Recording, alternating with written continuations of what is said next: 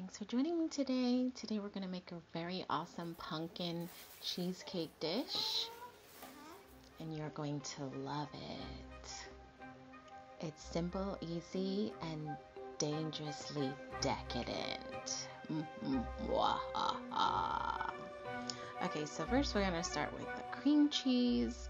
Add some sweet condensed milk, as much as you like, but I'd start off with just a cup.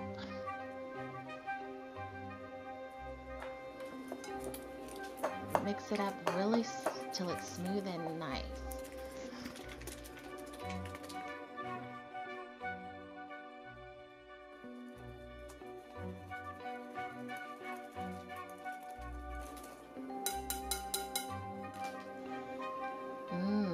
Creamy. Now add 2 large eggs. If you want, you can take that white piece of the egg that's always in there. I don't know what it is, the mucus or something. Sometimes I like to take that out of my egg. And just mix that well. That looks good. And now we're going to add our pumpkin puree. We're going to add the whole can. And what I love about this is it's going to give us that pumpkin color. Everything is just going to absorb the color so nicely.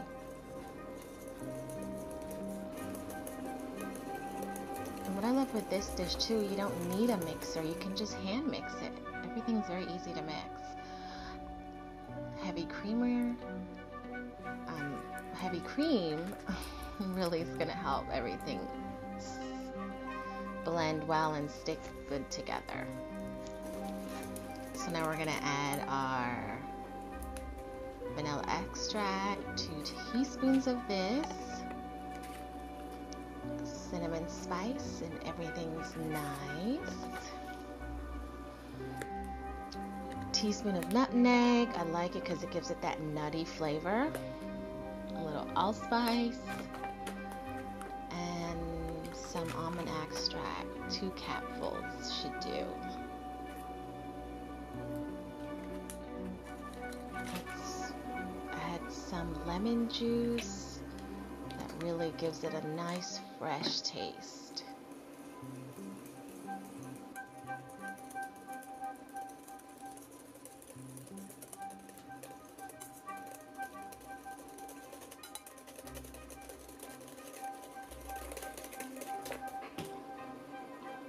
Taste that, and if it's not sweet to your liking, feel free to add some more sweetened milk.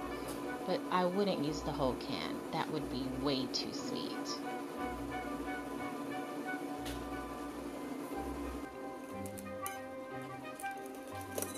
What I really love with this dish is it tastes so custom made. It doesn't taste like a generic pie. And with this mixture, we're able to do 2 pies, one 8-inch deep dish and a 6-inch, which is really awesome. You could have one for your household and one to take to a dinner party, a get-together, a gathering.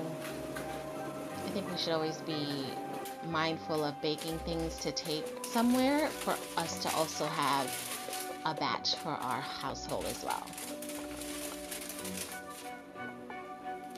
I use the parchment paper just in case any spill off from the top pie, any leaked over or anything. It wouldn't make too much of a mess in the oven.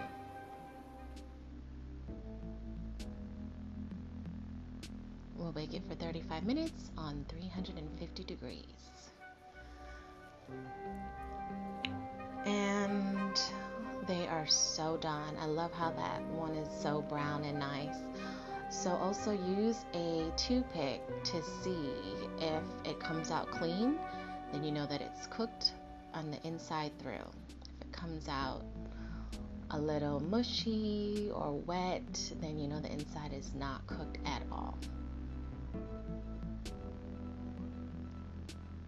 So this icing that we're gonna make, I just love it so much because we're adding some cream cheese in here, and we're using a, I guess, container of icing, but we're adding some spice to it so it can taste custom.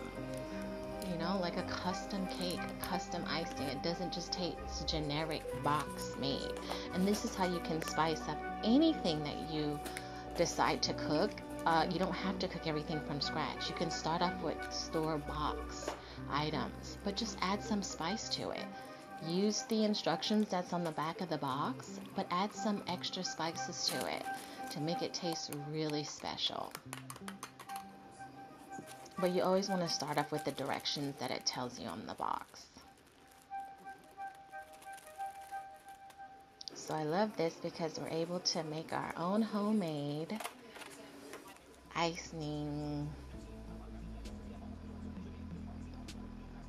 I don't know what you call this, shaper, tube. I got a little carried away, but that's okay. You can get carried away. And what I like when you season the icing, it really shows in the icing. You can see the cinnamon in there, you can see the nutmeg in there, and it just really looks so official, like homemade. So like I said here, I would use whipped cream on individual slices after you cut them, because if you're not going to put this in the freezer, that whipped cream is going to flatline in, under 5 minutes. The cherries really just makes it taste so cheesecakey, appropriate for a cheesecake dish. So that was my quick and easy recipe for a pumpkin cheesecake. And because I wasn't able to go out, I wanted a nice quiet night to enjoy this pie with a nice cup of coffee and relaxing home. I hope you have a great holiday. I'll see you next time. Thanks for watching.